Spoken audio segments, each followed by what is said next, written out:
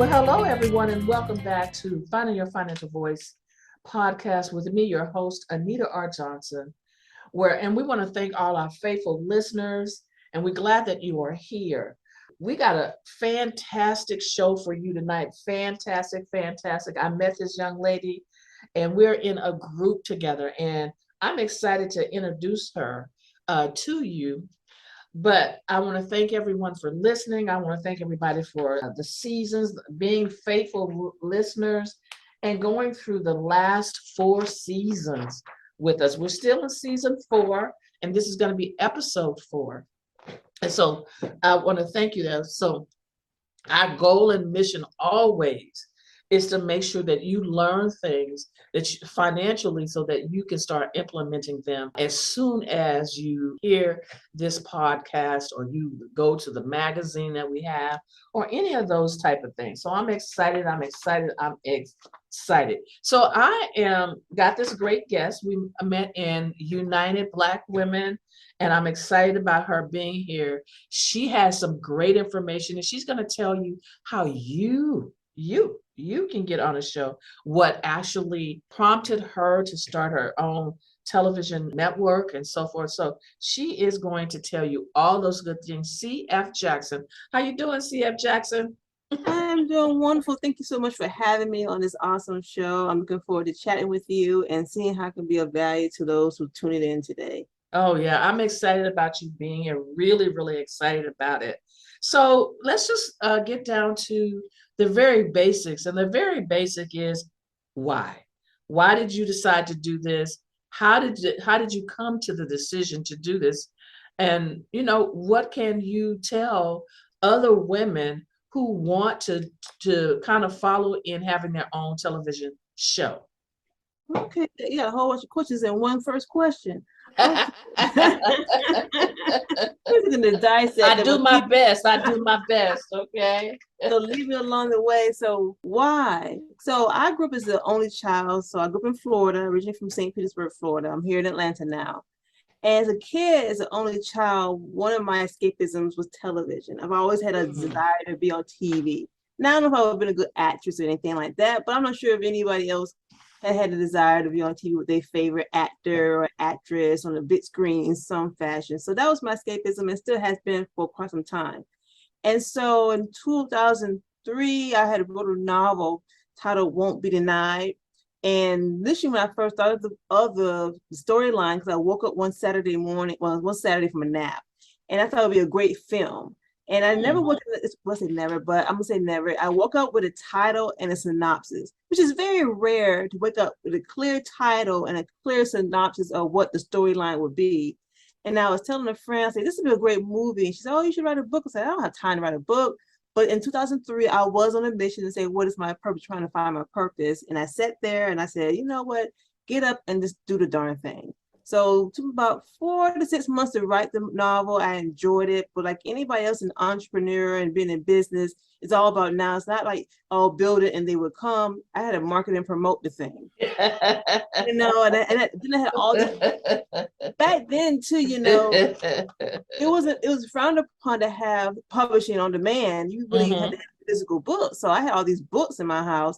So I said, I gotta get my money back. So I invested in myself. I had to get the money back to pay back on that credit card, And so here I was trying to get the word out to everybody. And like anything else, trying to get that exposure. And that's how I really fast forward to 2013. In between all that, we can cover everything else. But it's all about that exposure and doing it in a way that's very affordable, that's easy, that's not just local, but that gives that people that credibility, leverage them in a different way. So I learned about the streaming world in 2013. Of course, through all this time, I'm doing YouTube like everybody else and was struggling, wasn't getting the results. And when somebody said this whole streaming world, and specifically Roku, I was like, wow, what is this thing? And I never heard of it. I go on to Google and I said, I've heard of Sony. Sony has one. No one probably even know that. Sony has a streaming platform. Oh, wow. I didn't know that. Yeah, and I bought Sony because we all had a Sony Walkman, boombox, VCR, something Sony. So I bought that one.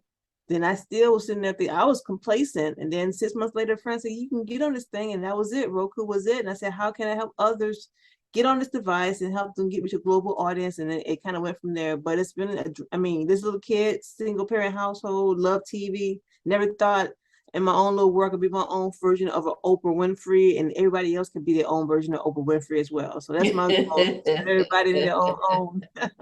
Everybody can be a Oprah Winfrey, whether it's on a large scale or a medium-sized scale. Exactly. And Yeah. it could be actually on television. So you can do whatever you want to do it, how you want to do it, and get paid. We have people advertise onto your channel and everything as well. So it's cool. Okay, cool. So tell us how, what is the process getting a show on your station? It's pretty simple. I look at it where most people not to be overwhelmed. Your content, you can have something as little as 10, 15 minutes of some segment that's showcasing you as the expert and authority. Okay. As for example, you want to do something about finance, say for example, if you know that most of the people who come to you are struggling with X, Y, and Z, then discuss that. Have sit down and come out and script out several topics that you want to discuss. And then you create some videos. You can do that easily. We all have what we need in our homes today. We have our HD web cameras. We have our HD smartphones. We have even HD digital camcorders, so you webcam, camcorders, or smartphones.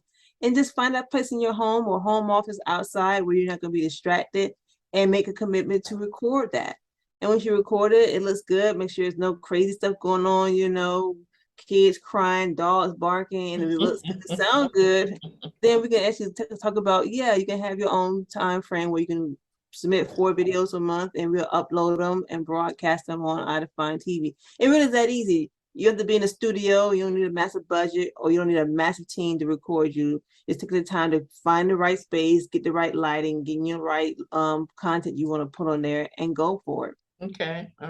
So you don't have to have content for every day. You can have a show once a week. Yep, that's it. Yep. Yes, ma'am.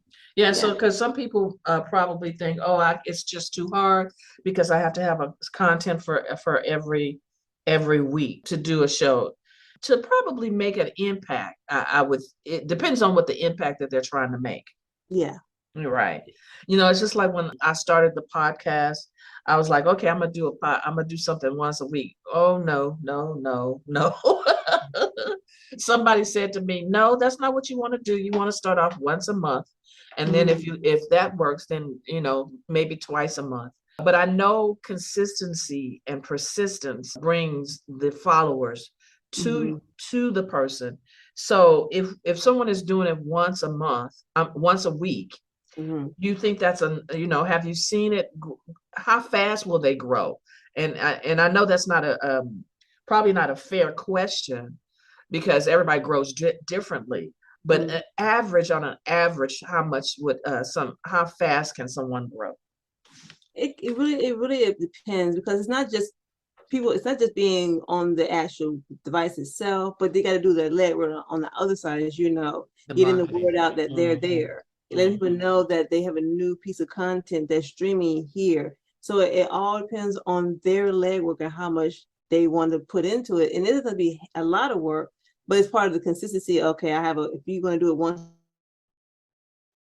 a week, I'm going to drop to my subscribers and my email people or my platforms on social media that I have new content out there. And then we also help in a way of putting it out there in terms of emailing our subscribers and hosting, on our platforms. So it all depends on what they're committed and making sure that they do the part of getting the word out and driving people. Because if you do a post on, pretty much I say Facebook, likely because it's more engaged there, or even LinkedIn, and that's a question of how many people in terms of your community of people how many of them have a Roku player or Roku TV.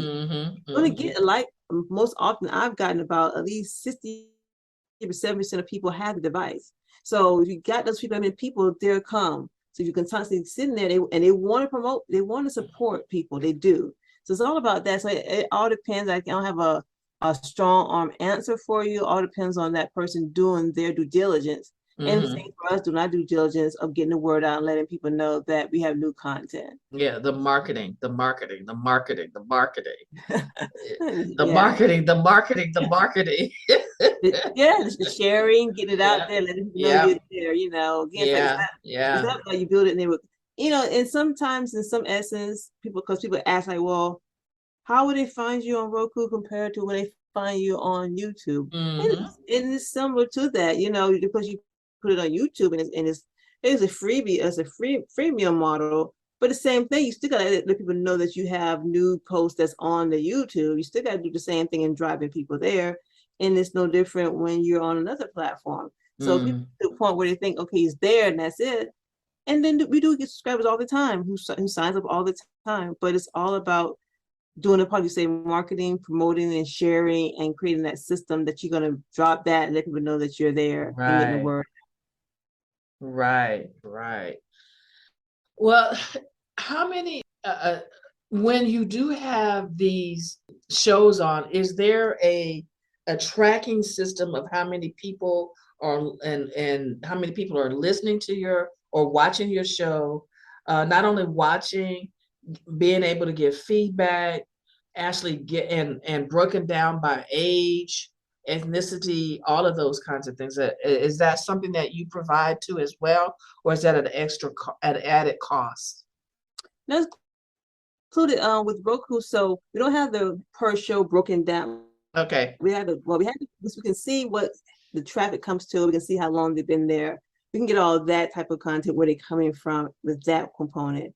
But overall, with the whole platform of Roku, they gives the actual channel as a whole. For example, iDefine TV, we get an overall breakdown of our demographics, gender, age, education, and income. That's what it gives overall in terms of the actual channel. Then we can Mm-hmm. also break down some nuances for your actual piece of content, how long they've been there. We can get where they're coming from, they know the countries and the cities and things of that nature. But we don't get that actual going all in for like like what you call it, you mentioned ethnicity. It'd be nice, but we don't get that broken down. And to be Okay. transparent, Okay. we're Mm-hmm. not at that point. We could do that when we bought into the Nielsen type of thing, whatever, but Mm-hmm. that's a very hefty investment. And we're not at that level to do that yet, to do a heavy investment to be torn down that deep. So Okay. to that point would be lovely. But most Mm-hmm. of the independents aren't doing that as of yet because we don't have any major advertisers or anything like that. Okay. Okay. And how far is that off for you? Is that something that's a goal that that you're going to do, or not just yet? Not just yet, because it is a hefty monthly fee to do that, to have Nielsen to go into the channel and really get all that data for you. So it's not like maybe a couple $100. It's up there. Now we talking about Oprah Winfrey. now we talking about ABC, NBC, MSNBC, all Yeah. of those kinds of things. Yes. Yeah. We're on Hulu level, and then we're actually on the Oprah Winfrey level at that point. But it is a goal to get to that point where we're able to get that deep. I would love to have that much because that means it's more eyes, more noting to what people are actually going through the channel. But I can see where people are coming from, what it lead to, what the next thing they go to. I like to see all that movement, cities and the states, how long. That in itself let me know that people are watching and they're finding it valuable. Mm-hmm, mm-hmm. Um, because I think there's always a starting point that people want to get into, but TV is not really an easy thing to do. Am I correct on that? Um, Again, you come at well, you ask a question where when I learned about it, I was at a place where I just saw that so many over the years, starting from when I got into the entrepreneur world, writing a book, then needed to sell these books, then having to create a website, and I was working hard to get on radio here in Atlanta, doing access TV here in in Atlanta market, and then doing all this footwork. But then knowing that as I move along and I started helping other entrepreneurs with web development, email marketing, all these different things, the bottom line has always been about getting more exposure.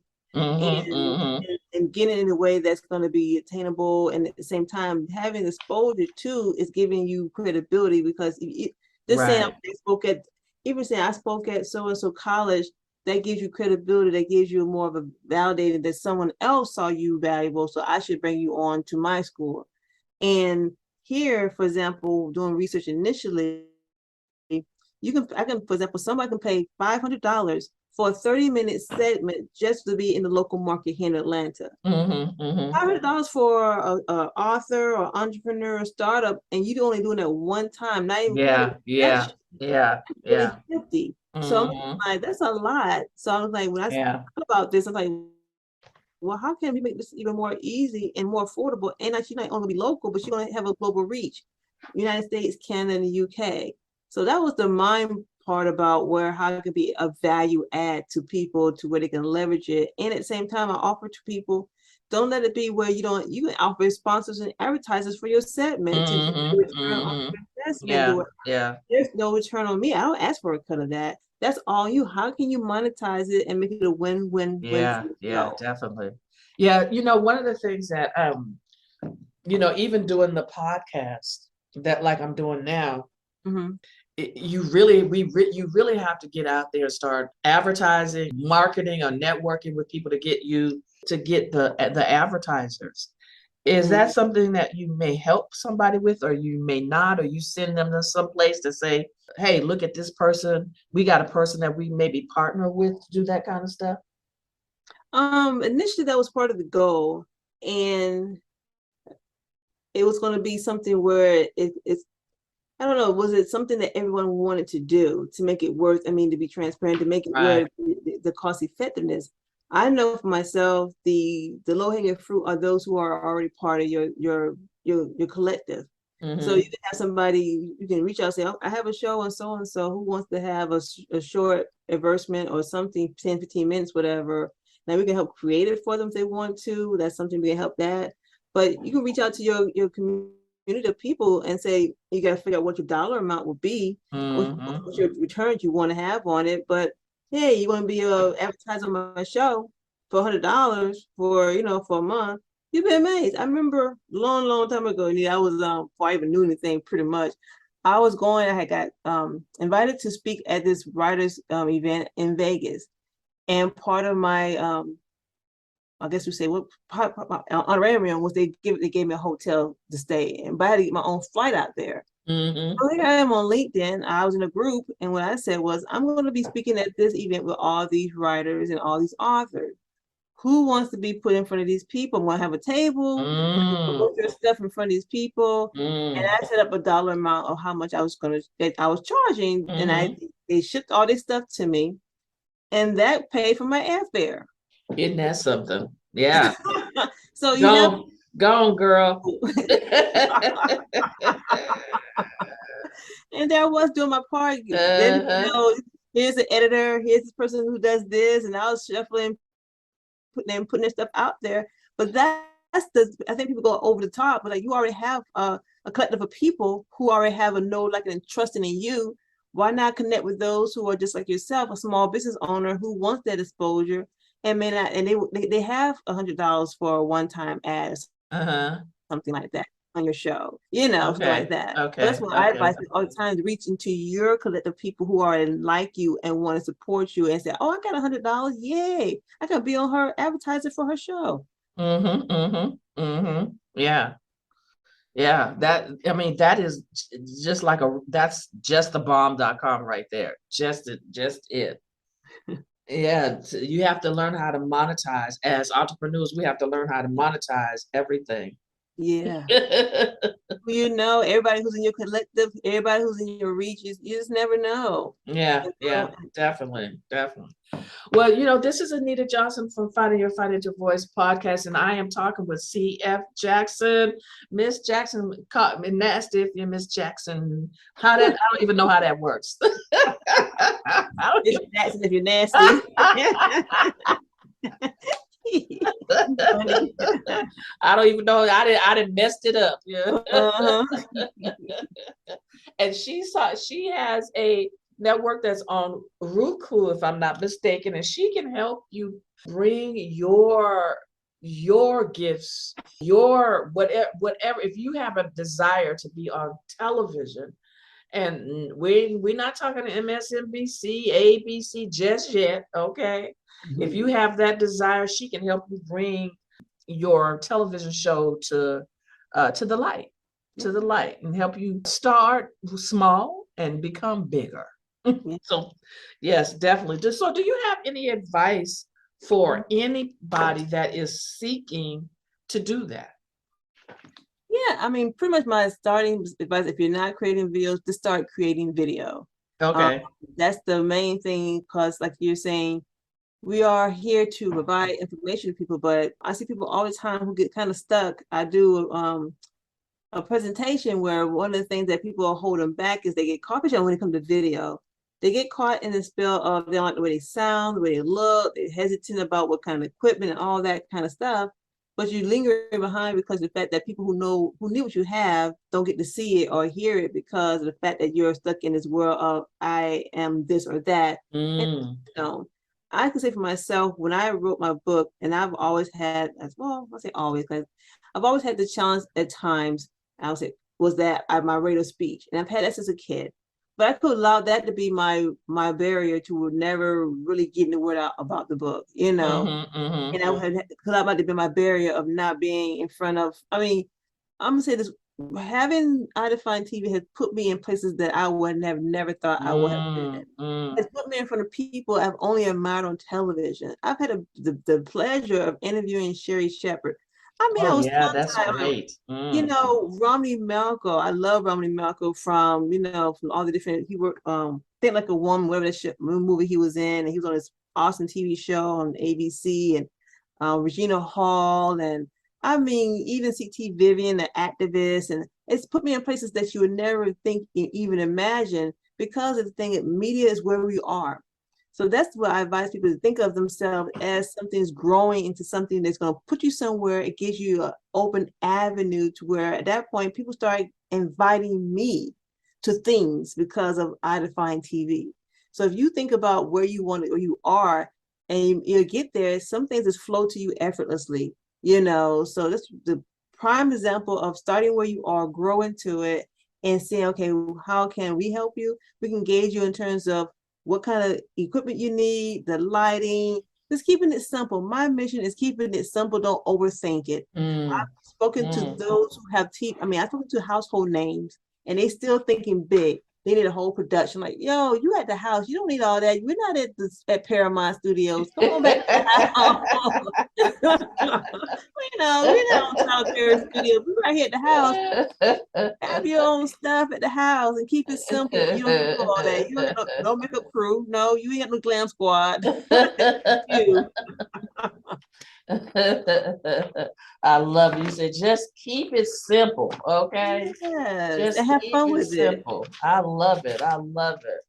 Well, we want to thank you for coming and speaking with us today. And again, you know, my name is Anita Johnson, and I am your host of Finding Your Financial Voice. And this is a podcast that gives you sound financial tips that can help you, that you can implement immediately so that you can leave a legacy for your family. And I don't know what a better way to leave a legacy for your family is to have your own television show. And Miss Jackson has helped us through that. Now, if you like me, I love the old classics. These guys are old, dead and gone, and I'm still watching them black and whites, you know. And I like me some Perry Mason. I know. I love me some Perry Mason, some Mission Impossible, all of that kind of stuff, right? And so these guys are gone. They're black. Everything is in black and white. But these guys are still. Their legacy is that their family still gets the royalties off of these shows. And this is a start where what Ms. Jackson will help you do is help you start where you want to be later and have that legacy for your family. Yeah, I concur. And I did.